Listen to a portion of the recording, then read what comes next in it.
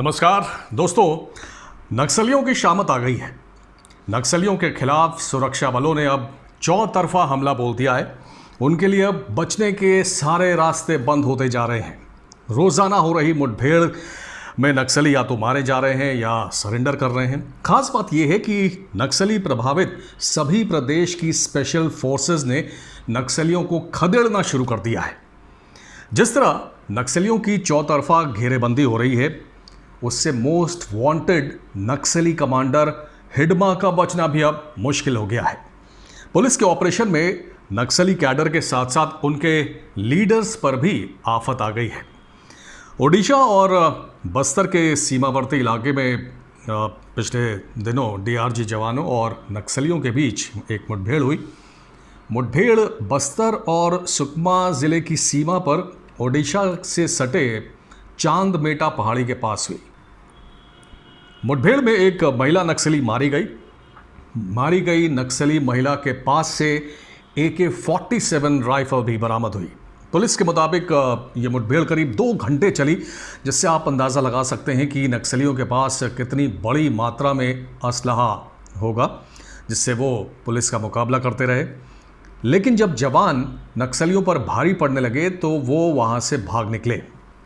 फिलहाल जवानों ने जो प्रेशर है, जो दबाव है, वो लगातार बनाए रखा है। सर्च ऑपरेशन भी चल रहे हैं और पूरे इलाके को कॉर्डन ऑफ किया गया है, उसकी घेराबंदी की गई है। दरअसल पुलिस को ये खबर मिली थी कि दरभा डिवीज़न में नक्सलियों का एक बड़ा जमावड़ा लगा हुआ है और जगदलपुर, सुकमा, दंतेवाड़ा के सरहदी क्षेत्र यानी सीमावर्ती जो इलाके हैं, जैसे चांदमेटा, पटेल मारा, गदमे पारा, अंडाल पारा, तुलसी डोंगरी, पयार भाट, कुंबा, कोलेंग और उसके आसपास बड़ी संख्या में नक्सली मौजूद हैं। ये खुफिया जानकारी मिली थी जवानों को और उसके फ़ौरन बाद डीआरजी जवानों को जगदलपुर, दंतेवाड़ा और सुकमा से सर्चिंग के लिए रवाना किया गया। डीआरजी जवानों से सामना होते ही नक्सलियों ने उन पर गोलियों की बौछार कर दी और जब जवाबी कार्रवाई हुई, सुरक्षा बलों ने जब जवाब दिया तो उसमें ये महिला नक्सली मारी गई। मुठभेड़ के बाद जब नक्सली भागे तो अपना बहुत सारा सामान भी छोड़ गए, कुछ हथियार भी छोड़ गए, जिसमें AK-47 राइफल, 2 पिस्टल, 12 बोर की एक बंदूक, एक भरमार बंदूक और बड़ी मात्रा में जो रोज़ाना इस्तेमाल होने वाला सामान है वो भी सुरक्षा बलों ने बरामद किया। तो छत्तीसगढ़ में जो स्पेशल फोर्सेस हैं, चाहे वो डीआरजी हो या CRPF कोबरा कमांडोज हो, इन्होंने तो प्रेशर बना के रखा ही हुआ है। जब बस्तर में या छत्तीसगढ़ में नक्सली वारदात करते हैं तो बचकर आंध्र प्रदेश निकल जाते हैं, लेकिन अब वहाँ पर भी उनकी खैर नहीं है, क्योंकि वहाँ पर जो ग्रे हाउंड्स हैं, जो स्पेशल एंटी नक्सल फोर्स ग्रे हाउंड्स हैं, वो उनके पीछे पड़े हुए हैं और इसलिए आंध्र प्रदेश में भी नक्सलियों की हालत काफ़ी ख़राब होती जा रही है। पिछले दिनों विशाखापट्टनम ज़िले के कोयूर जंगल में ग्रे हाउंड्स और नक्सलियों के बीच मुठभेड़ हुई, जिसमें 6 दुर्दांत यानी कुख्यात नक्सली मार गिराए गए। पुलिस ने मौके से AK-47 राइफल बरामद की, एक SLR, एक कार्बन पिस्टल और बहुत सारी गोलियां बरामद की। ग्रेहाउंड्स की पार्टी थिगलामेट जंगल में सर्च ऑपरेशन के लिए निकली हुई थी जब नक्सलियों से उनका सामना हुआ और मुठभेड़ हुई। करीब 1 घंटे ये मुठभेड़ चली है, जिसमें 6 हार्डकोर वर्दीधारी, वर्दियों में थे ये नक्सली, वो मारे गए। खुफिया जो इनपुट मिला है उसमें ये भी अंदेशा जताया गया है कि इनमें से एक नक्सली बस्तर का है।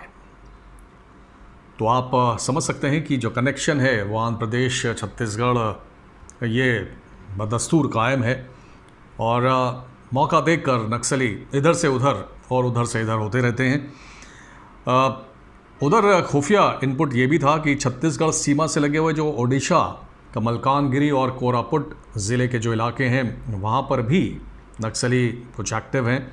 वहाँ पर ओडिशा की जो स्पेशल ऑपरेशन ग्रुप SOG है और डिस्ट्रिक्ट वॉलंटियर फोर्स यानी DVF, इन्होंने मिलकर एक ऑपरेशन चलाया और इस दौरान नक्सली वहाँ पर छुपे हुए थे। उन्होंने अचानक फायरिंग शुरू की और दोनों ओर से फायरिंग हुई, लेकिन यहाँ पर नक्सली भागकर निकलने में कामयाब हो गए।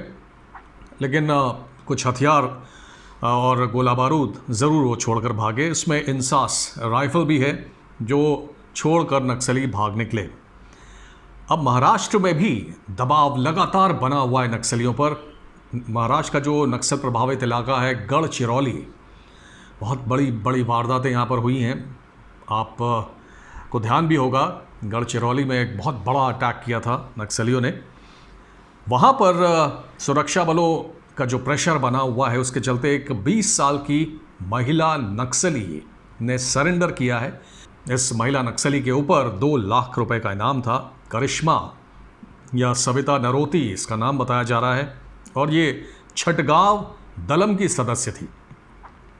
पुलिस के मुताबिक जो एंटी नक्सल ऑपरेशन लगातार चल रहा है महाराष्ट्र में, उसकी वजह से 2019 से 2021 के बीच 2 दलम कमांडर, 3 डिप्टी दलम कमांडर और 28 दलम सदस्यों सहित कुल 38 नक्सलियों ने सरेंडर किया है। कहने का मतलब ये है दोस्तों कि अब ओडिशा, छत्तीसगढ़, आंध्र प्रदेश और महाराष्ट्र यानी चारों राज्यों में एक साथ ऑपरेशन चल रहा है नक्सलियों के खिलाफ, जिससे कि वो बुरी तरह बौखला गए हैं।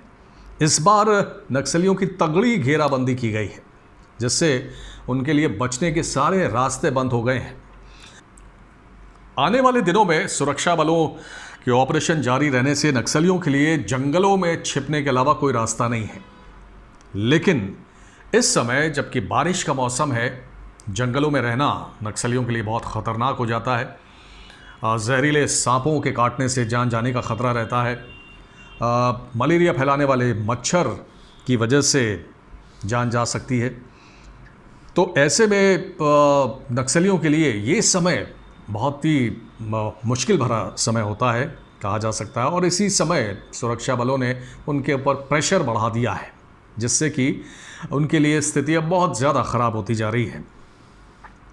बड़ी बात यह है कि चूँकि कंसर्टेड ऑपरेशन चल रहा है, यानी कि सभी राज्यों में ऑपरेशन चल रहा है नक्सलियों के खिलाफ, इस वजह से एक राज्य में वारदात करके दूसरे राज्य में भाग, जो पुरानी रणनीति थी नक्सलियों की, वो भी अब काम नहीं आ रही है।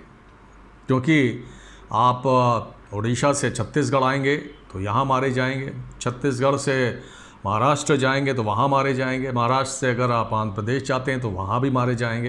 तो इसलिए अब बचने का रास्ता बंद होता जा रहा है। एक बात तो है दोस्तों कि अगर छत्तीसगढ़ का विकास करना है तो नक्सलियों को ख़त्म करना ज़रूरी है, क्योंकि ये मिनरल रिच स्टेट है और जो माइनिंग होती है उसके बहुत बड़े एरिया पर नक्सलियों का कब्ज़ा है, उनका प्रभाव है। इस वजह से जिस तरह का डेवलपमेंट होना चाहिए वो हो नहीं पाता है। इसलिए नक्सलियों का सफाया बहुत ज़रूरी है। और बड़ी बात यह है कि जिस तरह से सरकार अब विकास पर ध्यान दे रही है, इंटीरियर्स में जो काम बहुत पहले होना चाहिए था, जो एरिया, जो बस्तर का एरिया है जो लगातार निगलेक्टेड रहा, जिसकी अनदेखी की जाती रही, इवन छत्तीसगढ़ राज्य बनने से पहले से ही ये पूरा इलाका बहुत निगलेक्टेड था। और 2000 में जब छत्तीसगढ़ अस्तित्व में आया उसके बाद से भी बहुत ज़्यादा ध्यान नहीं दिया गया, लेकिन अब धीरे धीरे इस इलाके में ध्यान दिया जा रहा है, तो अच्छी बात है। उसके साथ ही नक्सलियों पर भी प्रेशर बन रहा है। और बड़ी बात ये भी है कि जिस तरह का सपोर्ट आदिवासियों की तरफ से नक्सलियों को मिलता रहा है वो भी अब कम हो रहा है। इसकी वजह से भी नक्सली अब बौखला रहे हैं और उनके लिए अब रास्ते बंद होते जा रहे हैं। तो कहा जा सकता है दोस्तों कि हिडमा जैसे नक्सली लीडर्स की उल्टी गिनती अब शुरू हो गई है। कहा जा सकता है दोस्तों कि जिस तरह से सुरक्षा बल अब दबाव बना रहे हैं, जिस तरह का लगातार ऑपरेशन चल रहा है, जिस तरह से घने जंगलों में अब कैंप्स लगाए जा रहे हैं सुरक्षा बलों के, उसकी वजह से अब नक्सली कमांडर हिडमा जैसे लीडर्स का बचना भी बहुत मुश्किल हो गया है और कहा जा सकता है कि हिडमा की उल्टी गिनती शुरू हो गई है और सैकड़ों निर्दोष जवानों, निर्दोष आदिवासियों की मौत के जिम्मेदार हिडमा की सज़ा का वक्त अब बहुत पास है, बहुत निकट है। आपकी क्या राय है इस बारे में? कमेंट सेक्शन में ज़रूर लिखिएगा। बहुत बहुत धन्यवाद। जय हिंद।